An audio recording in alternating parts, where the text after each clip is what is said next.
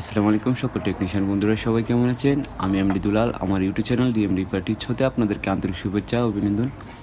আজকে আপনাদেরকে দেখাবো স্যামসাং J7 জে J5 কীভাবে ফোনগুলোর ডেড কন্ডিশন, পাওয়ার হচ্ছে না, কীভাবে ফোনটি ফিক্সড করবেন। তো আমরা দেখে নিই ফোনটিতে কীভাবে আমরা কাজ করি। এর সাথে আপনারা দেখতে পাবেন ফোনটি আইসি পরিবর্তন ছাড়া কীভাবে ফোনটি আমরা পাওয়ার সেকশনে কাজ করি, পাওয়ার ম্যানেজমেন্টে কাজ করি। তো আমরা দেখে নিই ফোনটি কীভাবে কাজ করি। প্রথমে ফোনটা আমরা দেখেছি পাওয়ার সাপ্লাইয়ের মাধ্যমে চালু হবে এরকম মিটারে পাওয়ার সাপ্লাই সেন্স করে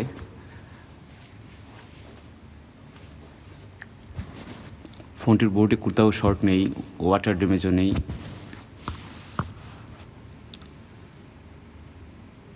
আমাদের হাতে যখন একটি ফোন আসে আমরা প্রথমত আমাদের যে কাজটি করতে হবে, প্রথমত কাস্টমারের ট্রিটমেন্টটি শুনতে হবে যে কোন অবস্থায় ফোনটি রেট হয়েছে, কোন অবস্থায় ফোনটি সমস্যাটি হলো। সেই কন্ডিশনের উপরে ট্রিটমেন্টের উপরে আসলে আমাদের ফোনটি খুব সহজ হয়ে যায়। ফোনটি কাজ করতে গিয়ে পানিতে পড়ে থাকলে আমরা ফার্স্ট টাইমে যে কাজটি করতে হবে এটা ক্লিন করতে হবে। যদি হাত থেকে পড়ে ফোনটি ডেট হয়ে যায় বা কোনো স্পিকার কোনো প্রবলেম হয়ে যায়, এতেও আমাদের ট্রিটমেন্টের উপরে খুব সহজ হবে। আর যদি এটা গরম হয়ে যায়, চার্জ হচ্ছে না, অনেক সব কিছু বিনিময়ে কিন্তু সবচেয়ে দেখা যাচ্ছে যে আমাদের ট্রিটমেন্টের উপরেই আমাদের একটা কাজ করলে সেটা ভালো হয়। আমার হাতে যে ফোনটি আসছে হঠাৎ কাস্টমার বলছে যে হঠাৎ ফোনটি অফ হয়ে গেল, যে চার্জ হচ্ছে না, পাওয়ার হচ্ছে না। তো এর সাথে আমি ফোনটি ওপেন করলাম, দেখলাম পাওয়ার সাপ্লাই, দেখলাম চেঞ্জ আছে, তবে পাওয়ার হচ্ছে না। মাদারবোর্ডটি একেবারে ক্লিন, কোথাও আগে কাজ হয়নি।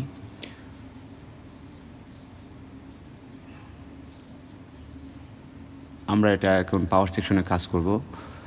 আর J7 J5 ওল্ড ওয়ান আগের যে ফোনগুলো, এখন এগুলো অধিকাংশ ফোনগুলো পাওয়ার এরকম, যদি পাওয়ার সাপ্লাই আপনি যখন পাওয়ার বাটন ক্লিক প্রেস করবেন চালু করার জন্য পাওয়ার সাপ্লাই দিয়ে, তখন দেখবেন আপনি ফোনটি সেন্স আছে চালু হবে এরকম পাওয়ার সাপ্লাই মিটার অ্যালো করে। এতে বুঝতে পারবেন যে ফোনটির পাওয়ার সেকশনের প্রবলেম আছে। এক্ষেত্রে আমি আপনাদেরকে দেখাবো আমার কাছে পাওয়ার আইসি অ্যাভেলেবেল আছে, তার সাথে আপনাদেরকে দেখাবো ফোনটি কীভাবে আমরা রিমুভ করি আর ফোনটি কীভাবে আমরা পাওয়ার আইসি আমরা কীভাবে রিবেল করি। আমার পরবর্তী ভিডিওগুলো হবে কীভাবে পেস্টিং আইসিগুলো তুলবেন, কীভাবে পেস্টিং আইসিগুলো আবার রিবেল করবেন, বল বানাবেন, তারপরে আবার কীভাবে বসাবেন, কীভাবে ফোনটিতে পাওয়ার আনবেন।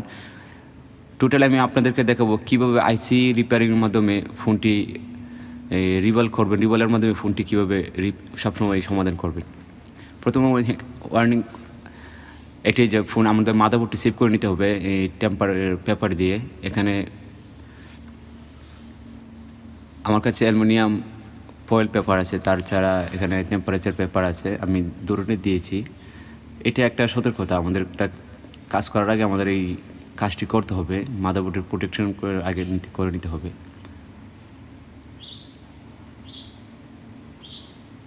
এখানে আপনারা 300 ডিগ্রি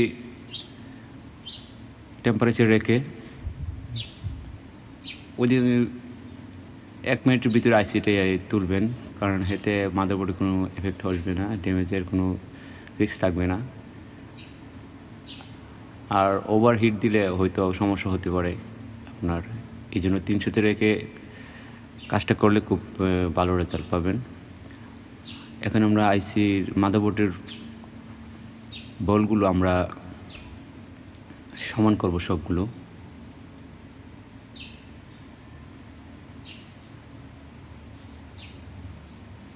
এখানে আমাদের টেম্পারেচারটা রাখতে হবে 280, কারণ আমাদের আগে আইসি থাকার ফলে আমরা আইসিতে হিটটা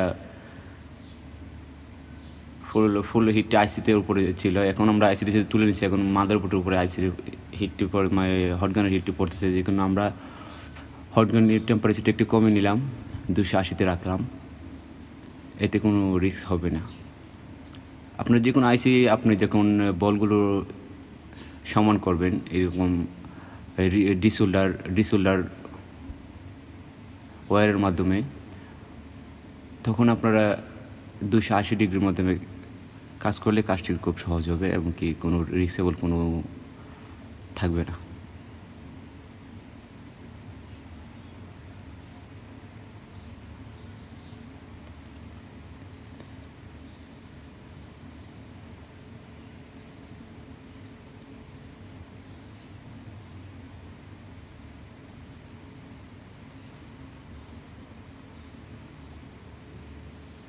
আমার এই ভিডিওটি যদি আপনারা ফলো করেন তাহলে দেখতে পারবেন এর সাথে কীভাবে আইসি রিমুভ করবেন, কীভাবে আইসি রিভেল করবেন, কীভাবে আইসি আবার বসাবেন।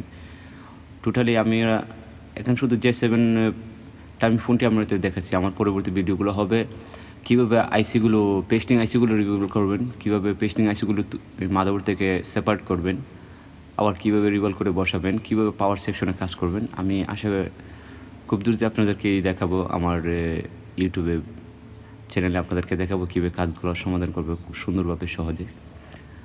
এখন আপনারা হার্ডওয়্যার ক্ষেত্রে যে দক্ষতার সাথে কাজগুলো করতে হলে আপনাদের আইসি রিভেলের ক্ষেত্রে পেস্টিং আইসি রিমুভের ক্ষেত্রে জানা খুবই জরুরি। কেননা এখন সব ফোনগুলো স্মার্টফোনগুলো খুব মাদারবোর্ড খুব পাতলা এবং কি খুব ছোটো আকার করাতে সব আইসিগুলোতে পেস্টিং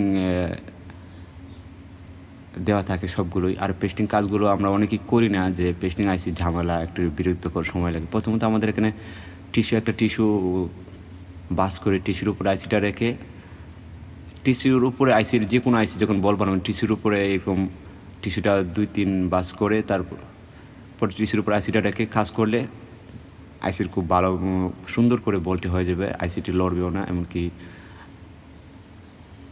আইসি রিভেল যে ফ্ল্যাটটা এটা বাঁকা হবে না, ফুলবেও না। অনেকে আইসি রিভেল করতে গেলে যে ফ্ল্যাটটা এটা ফুলে যায়, হয়তো বাঁকা হয়ে যায়।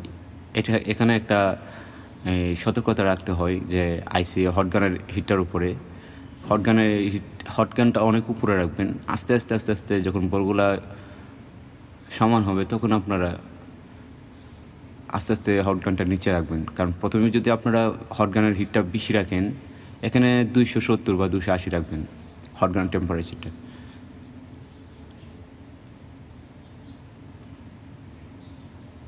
এখন আইসি শোল্ডারিং পেস্টটা আমরা প্লেটের উপরে পেস্টিং করব সুন্দর করে।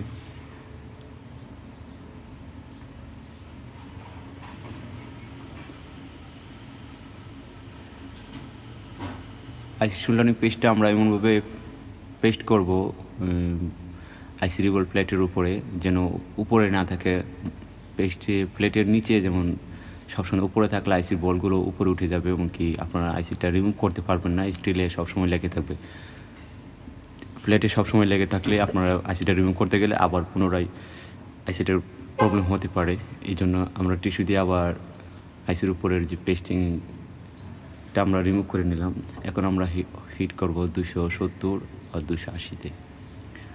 270 বা 280-তে হিটে রাখলে আইসিটার কোনো প্রবলেম হবে না।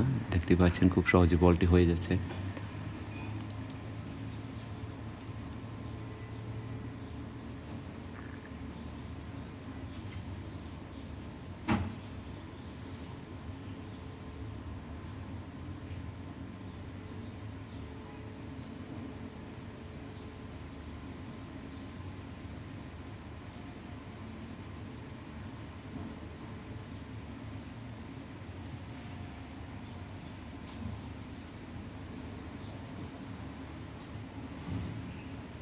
আইসিটি আমরা ক্লিন করে নিলাম। তারপরে আবার আইসিটি এখানে বসিয়ে টিস্যুর উপরে রেখে হালকা একটু পেস্ট দেবো এটা আইসিটির উপরে। দেওয়ার পরে আবার হটগান দিয়ে একটি হিট করব, যেন আইসিটি বলগুলো দেখবেন সুন্দর করে আবার অ্যাডজাস্ট হয়ে যাচ্ছে। প্রতিটা বলগুলো এখন দেখতে পাচ্ছেন। যখন আপনার পেস্টিং করে আবার হালকা একটু হিট করবেন 280-তে রেখে, তখন প্রত্যেকটা আইসির বলগুলো একদম মাস্টার বলের মতো হয়ে যাবে। খুব সুন্দর করে বলগুলো আবার অরিজিনাল আইসির মতো সেম হয়ে যাবে বলগুলো। বুঝতে পারবেন না এটা আপনি বল করেছেন।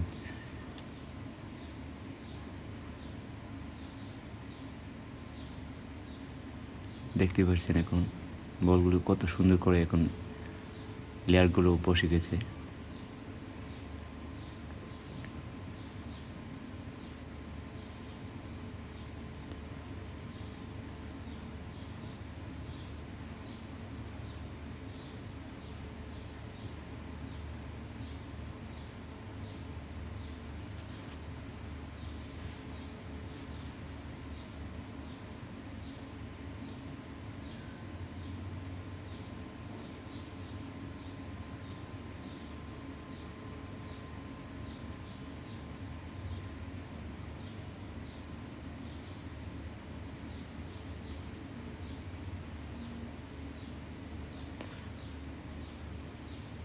এখানে আইসির দুপাশে কর্নারে দুটি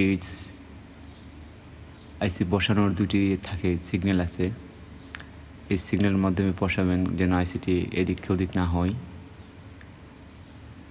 তারপরে পেস্ট দেবেন। পেস্ট দেওয়ার পরে দূর থেকে হট গানের হিটটি আস্তে আস্তে দিয়ে দিতে, তারপর হট গানেরটা নিচে নামাবেন।